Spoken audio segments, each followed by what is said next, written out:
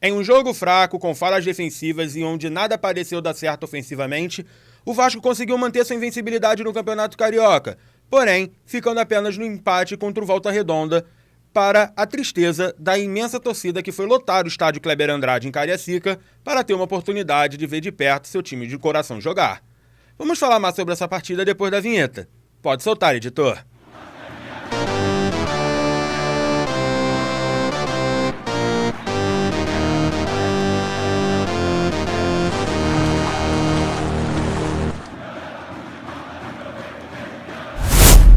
Fala pessoal, saudações vascaínas, aqui quem fala é Bernardo Ferreira e esse é o canal Jogando pelo Vasco.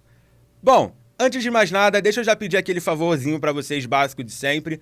Não esquece de se inscrever no canal, não esquece de apertar o sininho das notificações para você ser sempre avisado quando tiver vídeo novo e não esquece também de deixar o seu like para favorecer aqui o meu trabalho. Desde já, meu muito obrigado. Tô aqui num cenário diferente dessa vez, tô aqui com um chroma aqui atrás. É um cenário que não vai ser tão usual, mas sempre que um jogo tiver acontecido num sábado, eu vou sempre tentar fazer algum vídeo dessa forma, porque é um compromisso que eu tenho de manhã e eu consigo talvez sempre fazer isso daqui. Mas, como eu disse, não vai ser o usual. E o vídeo de hoje ele também não vai ser muito roteirizado, vai ser mais eu falando das minhas impressões sobre o jogo de ontem, que como todos nós sabemos, não foi um jogo muito bom. O Vasco, ele não conseguiu emplacar sua ideia de jogo, né? O Volta Redonda, ele conseguiu complicar muito o jogo pra gente. A gente, infelizmente, teve duas falhas defensivas que uma foi grave e a outra foi um puta de um azar. Verdade é essa.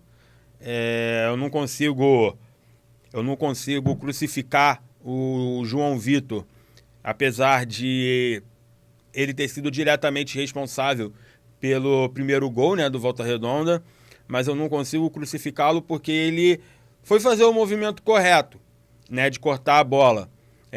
A gente pode ficar pensando se assim, talvez o Lucas Oliveira pudesse chegar na bola, né, junto com...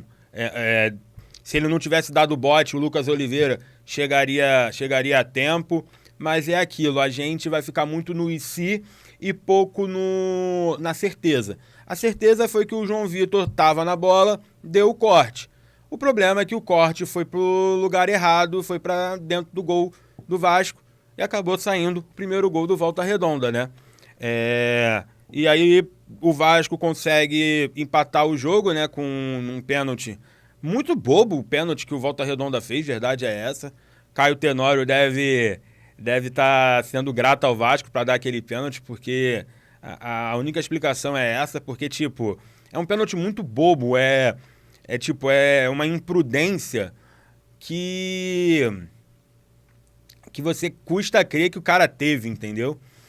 E aí o Pirata foi lá, bateu no meio do gol para alegrar todo mundo lá em Cariacica e empatar o jogo. E aí depois tem pra mim o que é, na minha visão, de fato, o grande erro do jogo, né? O Lucas Oliveira, ele não faz o que se deve. Ele não corta, ele não chuta, ele não zera, ele parece que vai contemporizar e aí quando vê já tá com um centroavante no cangote e aí acaba perdendo a bola e aí é aquilo. O zagueiro faz uma besteira, aí o goleiro tem que reagir e a reação do goleiro nunca vai ser das melhores quando o goleiro sai assim meio que no desespero.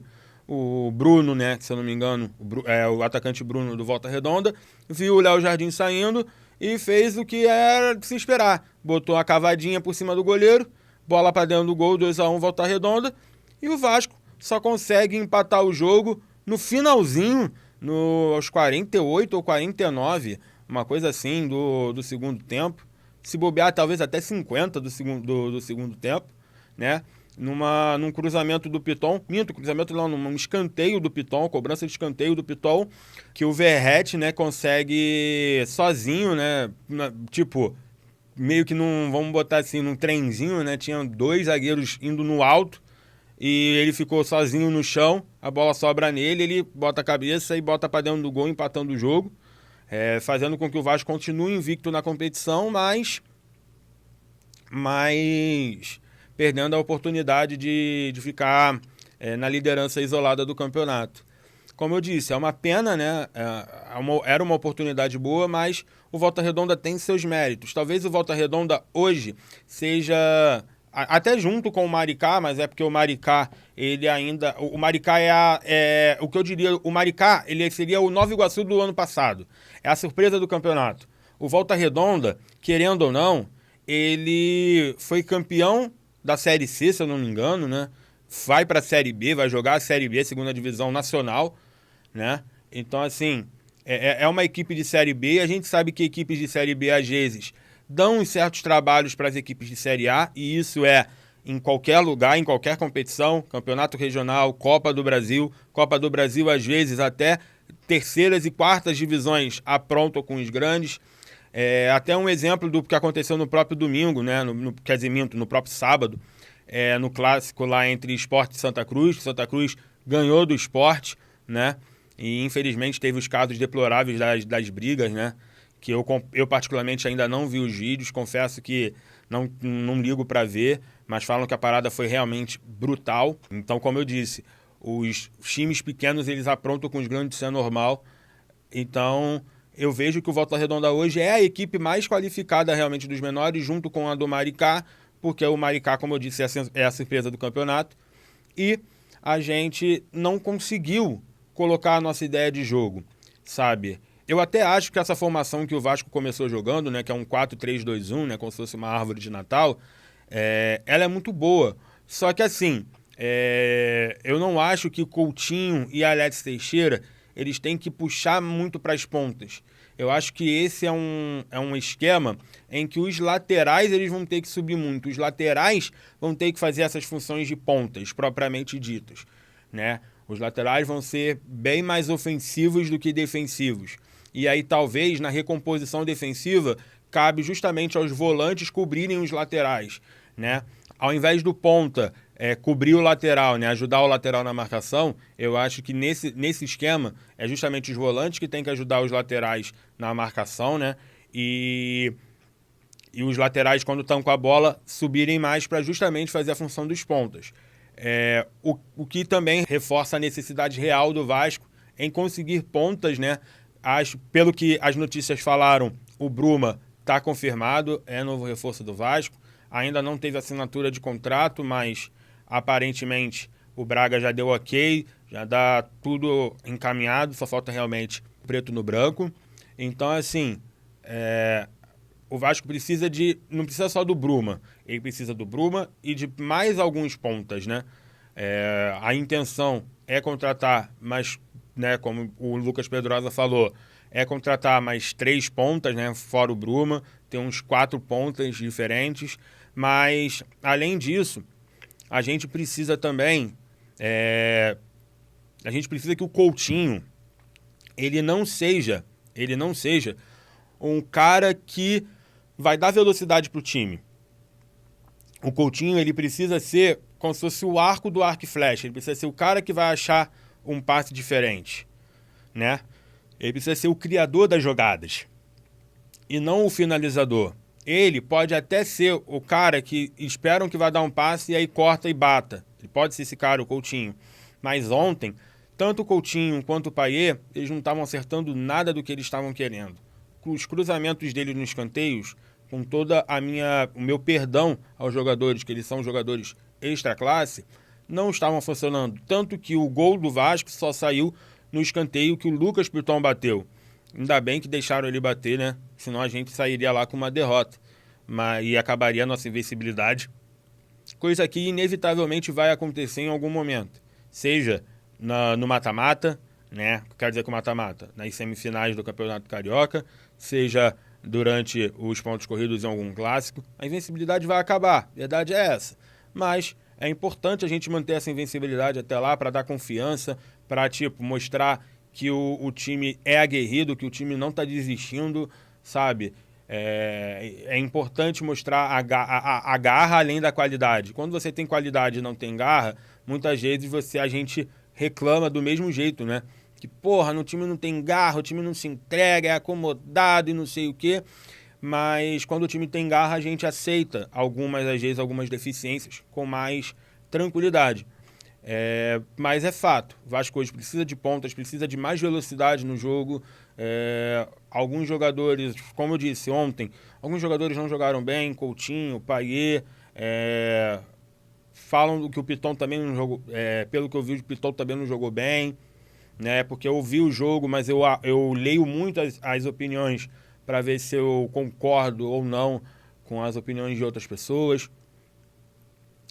Acho que o torcedor é válido mediante o fato de que é um jogo que o Vasco podia ter alcançado uma liderança, é um jogo que o Vasco não jogou bem, é um jogo em que os vascaínos de Cariacica, que quase não veem o seu time do coração,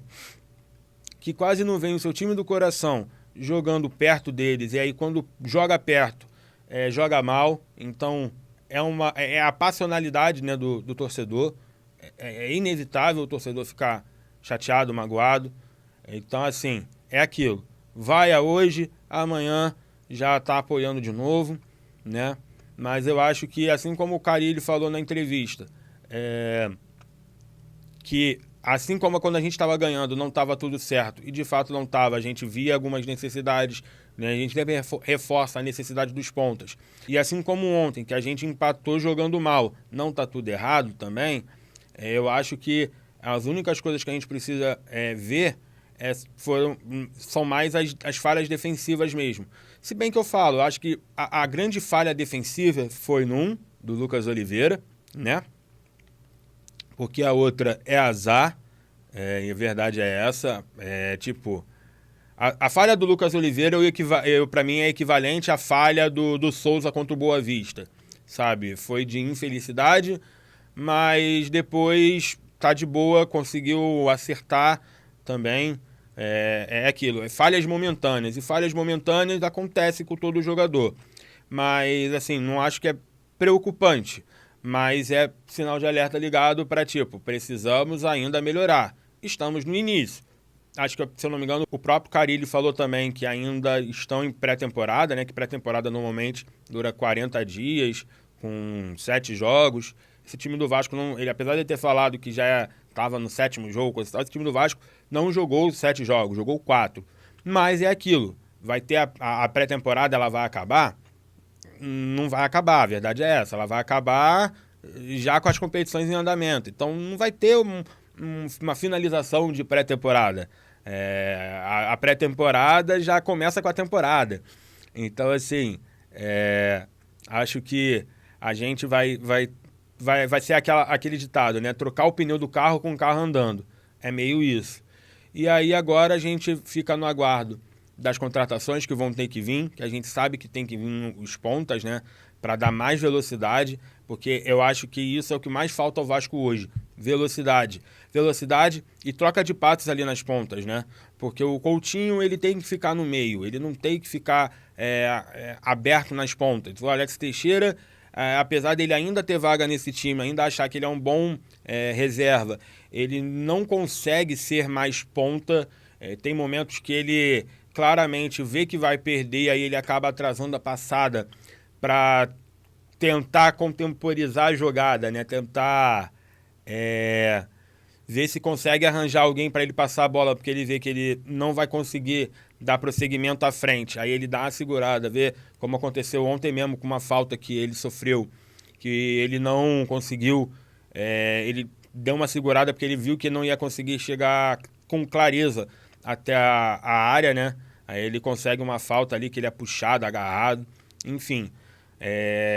Acho que não foi um bom jogo, o Vasco estava irreconhecível, errando tudo que, como eu falei no início, estava errando tudo que tentou, mas eu fico ainda com o Carille, com o que ele falou.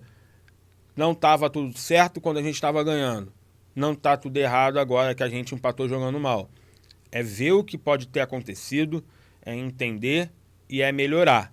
E é isso que eu espero do Vasco já no próximo jogo, que é o clássico, é o primeiro clássico da temporada contra o Fluminense, né?